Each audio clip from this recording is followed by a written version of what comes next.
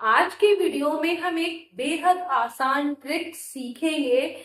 जबकि प्रश्न ऐसा दिया हो कि चक्रवृद्धि ब्याज और साधारण ब्याज का अंतर पूछा जाए तो इसे निकालेंगे अगर आप फॉर्मूले के थ्रू, तो सबसे पहले आप साधारण ब्याज अलग निकालेंगे, चक्रवृद्धि ब्याज अलग निकालेंगे और फिर उसको घटा के, और तब आप ये जान पाएंगे कि चक्रवृद्धि ब्याज और साधारण ब्याज का अंतर क्या है, जबकि इस समय 2 वर्ष हो या फिर 3 वर्ष हो। तो यहाँ पर हम ऐसा कुछ नहीं करने वाले, सीधे हम डिफरेंस निकालेंगे, यानी चक्रवृद्धि ब्याज और साधारण ब्याज का अंतर। तो कैसे करेंगे, चलिए इसको सीखते हैं।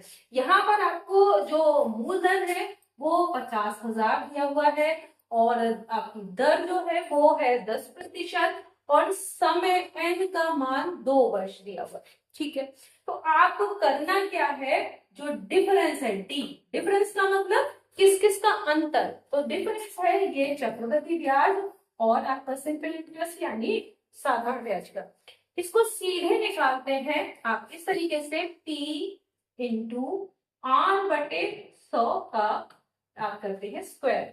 ठीक है, तो कैसे, यहाँ पर आपको केवल मान रख लेना है, सीधे आप जो है वो डिफरेंस निकाल सकते हैं। यहाँ P का मान है 50,000 और R कितना है 10/100 और इसका वर्ग, तो यहाँ 0 से 0 कट गया।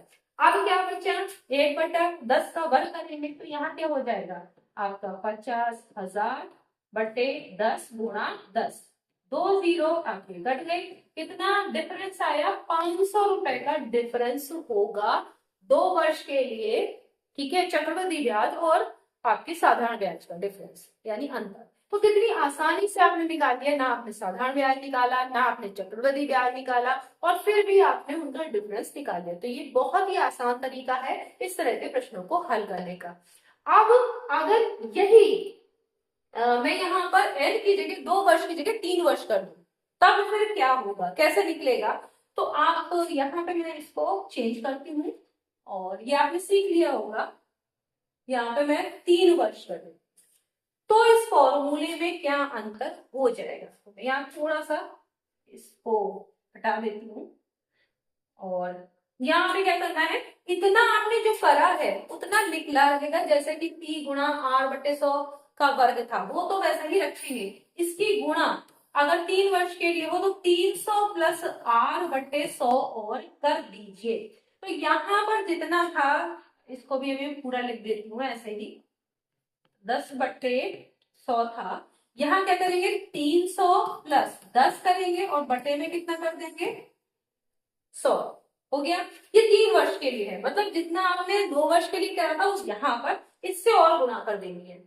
तो जितना यहाँ पर आपने ये 2 वर्ष के लिए निकाला था उसकी गुना किससे करेंगे, 300 प्लस R/100 से। अब यहाँ पर क्या हो गया, वैसे ही करेंगे। यहाँ पे आपका है 50,000, या काट दिया तो यहाँ कितने नीचे बचा था, 10 गुणा 10 जो उसमें किया था, गुणा यहाँ 300 प्लस 10 करेंगे तो 310 ऊपर और 100 नीचे। तो यहाँ 2 0 ये वाले कटे और 2 0 ये भी कट गए।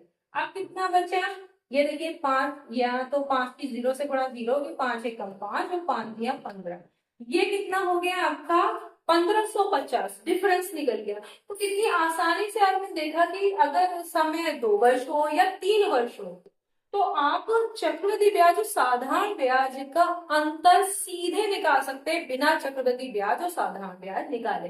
तो ये बहुत ही आसान ट्रिक थी। नेक्स्ट वीडियो में हम किसी और ट्रिक के साथ मिलेंगे, तब तक के लिए धन्यवाद।